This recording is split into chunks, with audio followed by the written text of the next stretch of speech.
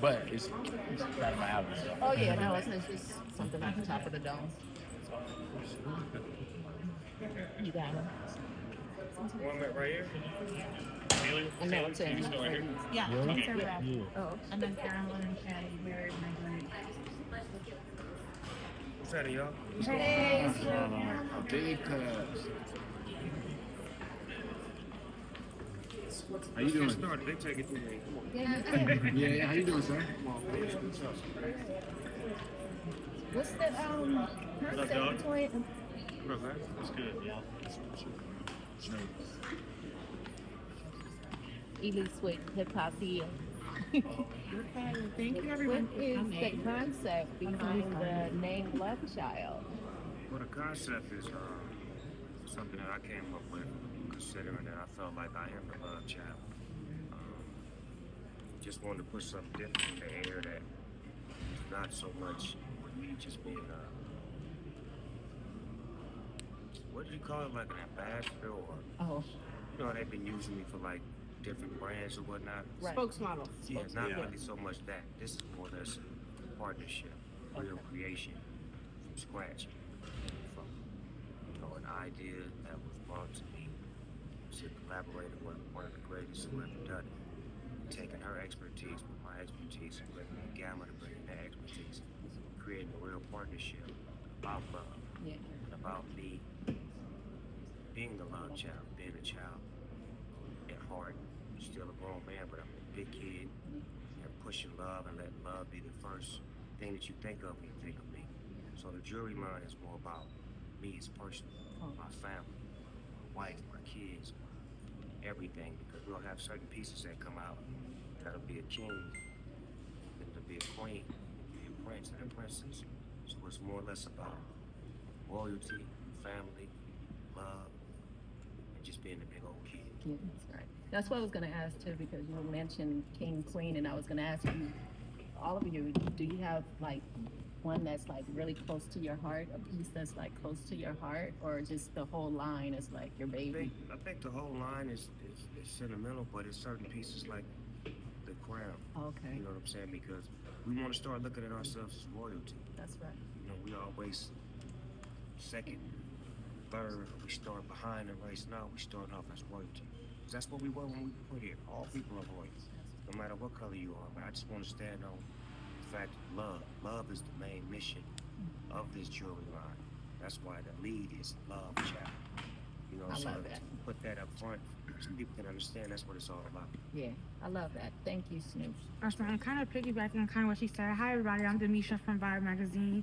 I'd like to kind of know from each of you, what were your biggest inspirations in going into this project and the creation of Love Child? For me, my Yeah, biggest from everybody, inspiration, Snoop. He was my biggest inspiration. So he said to me, I want to leave something of me with everyone else. And he said, how do I do it now? One day there was albums, then there was CDs, then he says, what do I do? He said, it's a piece of me now that I can give to someone else. And so it was important to him. And here I am. Cassell from Forbes, and also founder of Reverie Page, sustainable fashion magazine. The evolution of fashion and jewelry essentially is through hip hop, and what we see today. I was, talking to Pharrell yesterday about his evolution from BBC to Louis Vuitton. You have, like you said, go from making music, doing other things. What led you to kind of put your hands in the space of jewelry, in a space where hip hop has honestly pushed that, market into bigger realms and more accessible realms for people who, honestly you can't afford it sometimes when you're from the hood, but you go broke trying to get it. I And think this partnership is about somebody who genuinely masters their craft. She is the guru at what she does. And for me to have a line that we own everything, we own as far as the chain, making the process, every piece of it, not just getting with somebody and saying, here, use my name. And let's say we started a jewelry line. I'm talking about from picking the links, picking the style, everything, to back and forth with my, close associate Talia working hand in hand with me, with the team, to make sure that it's things that I would wear. It's things that I feel comfortable representing. So when you see me wearing them, makes you feel good wearing them. I don't want to just be a part of a brand where I just get money and shoot a commercial and keep it moving. This is a part of my everyday life, and there's certain bracelets and things that we have that give you the energy. There's certain things, but this brand is going to give you a whole lot of spirit because it's a piece of me. I used to give you CDs and cassettes and things that you can physically hold. My music, you can't physically hold it no more. You can only hear it. Right, so I want to give you something that you can actually physically hold, put on, wear it, and your spirit will start to feel like mine. You'll feel about love, because that's what it's all about. It's made with love. And by the way, I'll add to what he's saying. There's so many times that Snoop reached out to me and Carolyn to have a conversation around the weight of the actual piece of jewelry. Yeah. You know, it's too thin. I wouldn't wear anything like this. You know, and it's tough to have that kind of feedback when you're dealing with when it's a celebrity endorsement deal. You know, you're just there to put it on and be a work for hire. Where again, this is his line, and this goes back to you know, it's no different than, for instance, you know, his mentor, Dr. Dre, when Dr. Dre was able to do the Beats by Dre, you know, and much like that was an extension of Dre, this is an extension of Snoop. Yeah. You know, he's really brought jewelry to the forefront of hip hop, and it was why I brought in the idea, you know, because it just was such an obvious thing. And I'll add to what she asked a question as well about the why of it all. From my perspective, because I have a different perspective than the two of them, when I was starting Gamma, Snoop was one of the very first people that I reached out to who actually believed in what I was doing and wanted to get behind it and wanted to champion it for a myriad of reasons that we needn't get into right now. But the thing that is important about the ethos of the company, we're not just another record label. Yeah. And that's very important to me. You know, seeing, you know, what Jimmy and Dre were able to do, seeing some of the examples of the 1990s, you know, which you can obviously draw the conclusion yourself what I'm referring to. These were entrepreneurial moves that were meant to be an extension of the music, that were meant to complement the lifestyle. And that was a big impetus for me in terms of wanting to do this in particular, because with music, as he's saying, being such an intangible thing right now, it's important for me to really back my artists and my partners to create things that are bigger than the intangibles that they are right now. So. And I want to say this too. When it comes to me picking my partners, I'm usually the dumbest one on the team. And I like being like that, because that means that he's smarter than me, she's smarter than me, and I'm not getting juice for my energy. I'm actually learning. You know, I'm able to learn and teach. A lot of times I want to say that to the people watching. Be strategic about the people you put on your team. Sometimes it ain't good to put your family or your friends on your team, especially if they're not better than you. Yeah. It's always good to have people better than you around you. Don't have that fear of not being the best on the team or the best in the room. Because you could become the best by listening and learning. Snoop, only Josie knows here is from the Hollywood Times. I remember you from Chino when I was 19, when I started out my career.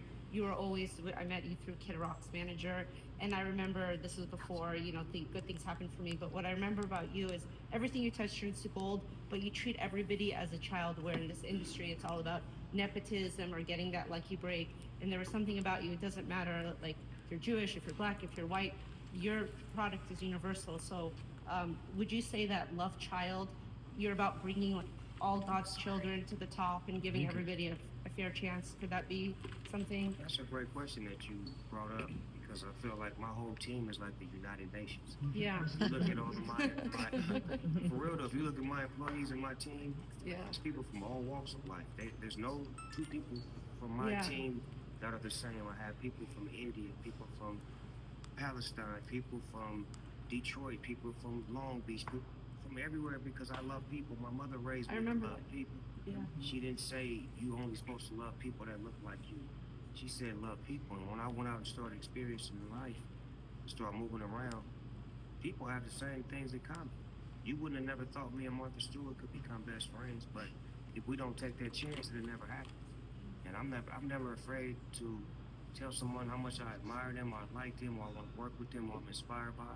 I met Sexy Red last night through Larry, and I grabbed her and I whispered in her ear. I said, "You a motherfucking star. You a star, pal. I love you." She said, "Unc, you real as a motherfucker." I said, "Yeah, I fuck with you, cuz." And we partying, having a good time. And I said, "One thing about me, I'm from the old generation, but I don't hate on you. Mm-hmm. I may critique, but when I see y'all, I'm gonna give you love, and I'm gonna tell you face to face, you're doing an amazing job. Here's some things you could do better. But I'm never gonna say you whack, you garbage, you trash, you fucking the industry up. I'm never gonna say that. Yeah, thank you. Are y'all gonna get in the studio? Ask Larry. Yes. Yes. We keep everything in the Gamma family. We have time for 2 more I have questions. a really quick one. Let's If do- you guys could you talk us through some of the pieces that you have on today from the brand? Me? Yeah. So my sample that I got. This is a little bracelet right here with that S. That's a lot. I love that That's S. beautiful, by the way. I was like, keep catching my eye. I gotta hear That about S it. is, I got the same one on too. that S is like my signature S. You know what I'm saying? I had to create an S because there was so many of them in the world before I came. So I had to like try to create my own so people couldn't sue me. But I just felt like the jewelry represents me because it fits. It goes. It accompanies me. It's never too much. It's just enough.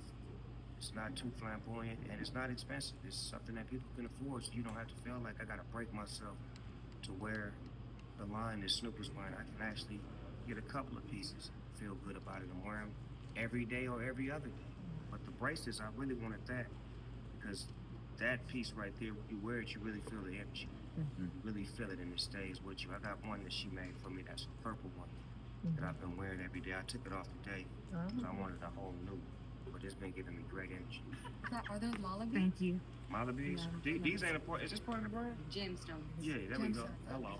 Beautiful. And what's great about this, by the way, too, we had kind of matching watches on today, but it really complements. I mean, you could have, you know, a piece like this. It's so complimentary next to a Cartier watch and have it look all like it's just, you know, Casio. coming up. Don't talk this shit. Cartier to Casio. It's all. It's just. I started with a Casio. I stole my cousin. This is Shirley with my mixtapes and Shirley sample. You see a lot of rappers in this generation with like pieces that are worth 6 figures, right?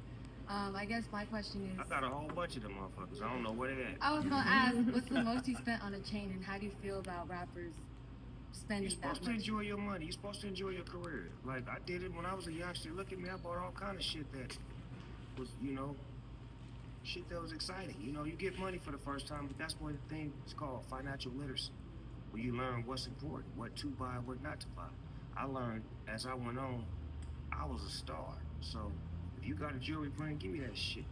I'm paying for that shit and take care of my whole crew. Right. Like that was my spirit and my attitude because when I wear your jewelry, I make you money. So I learned the quick way as far as like I'm not gonna buy all that $1 million jewelry when I can just walk up in the jewelry store and, you know, take a picture with you and get broke off. You know what I'm saying? So if y'all listening, use your star power. The college students have learned to use it now. NIL, name and likeness. So learn how to use that. You don't always have to, you know, do different things that hurt yourself. Just allow your name and likeness to get you money. Beautiful. Last question will be Stephanie here.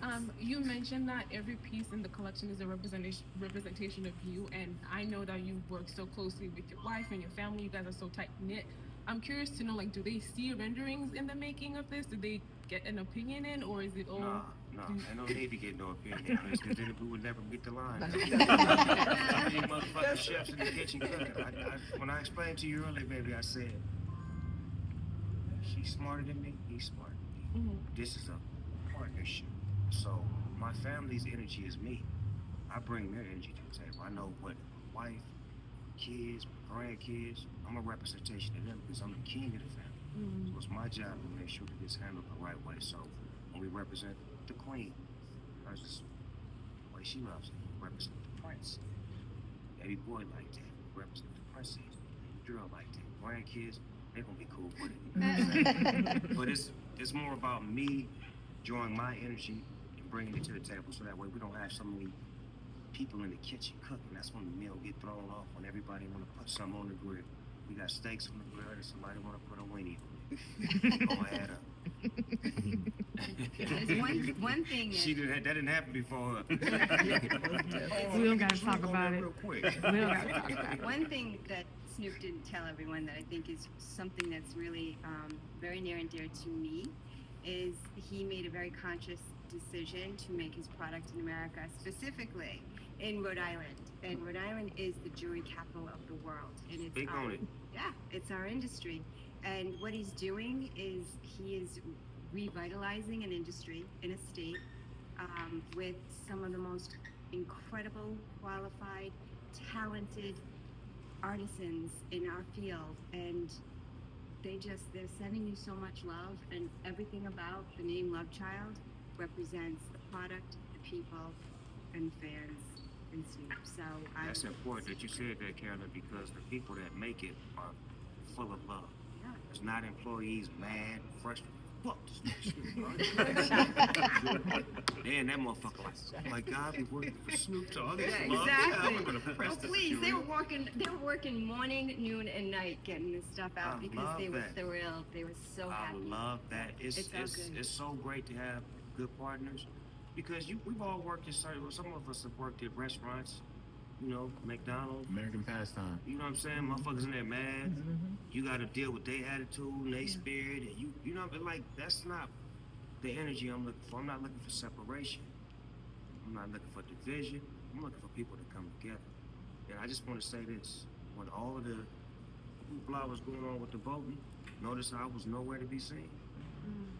I wanted it to be like that because I don't believe in separating people. I believe in bringing us together. Once they figure out who's in there, we bring us together. Because if you picking and choosing, now I gotta make people mad at me because I chose this or chose that. I don't choose neither one. Honestly, I don't represent the Republican Party or the Democratic Party. I represent the motherfucking gangster. Said well. That was a lot. Okay. We'd love to come take a look at the businesses themselves. Right now, the